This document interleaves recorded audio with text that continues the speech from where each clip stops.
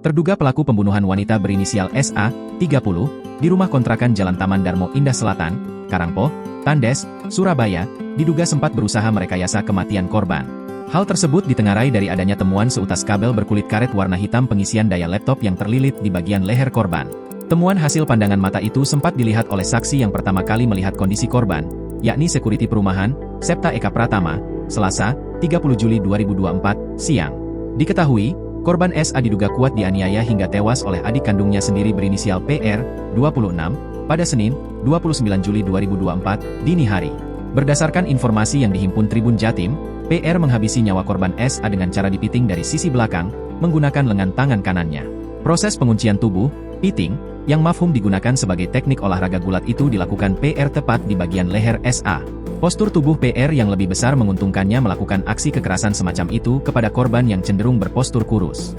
Setelah korban tak berdaya, lemas, hingga kehabisan napas dan akhirnya tewas tak bergerak, PR berusaha menghilangkan jejak aksi kebrutalannya.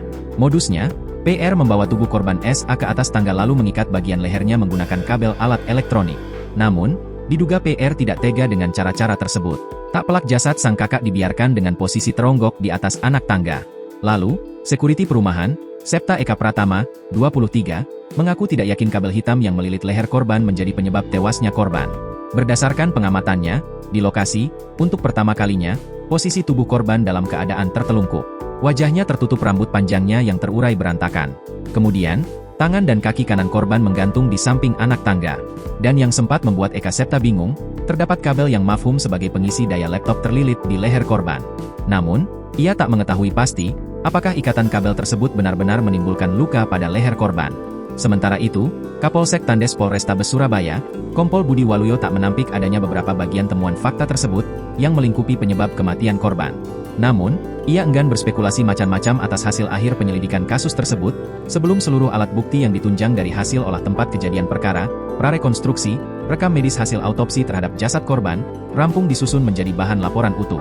Budi menegaskan, penyelidikan kasus tersebut sudah masuk dalam tahapan penyidikan, setelah pihaknya mengamankan seorang terduga pelaku yang ditengarai bertanggung jawab atas kematian korban. Sosok si terduga pelaku tersebut kini sedang dimintai keterangan dalam tahapan penyidikan, termasuk dengan melakukan rekonstruksi adegan awal di lokasi kejadian yang dilakukan pada Rabu, 31 Juli 2024, pukul 14 waktu Indonesia Barat. Disinggung mengenai potensi adanya penambahan tersangka, Budi menegaskan, kemungkinan tersebut sangatlah kecil. Download Tribun X sekarang, menghadirkan lokal menjadi Indonesia.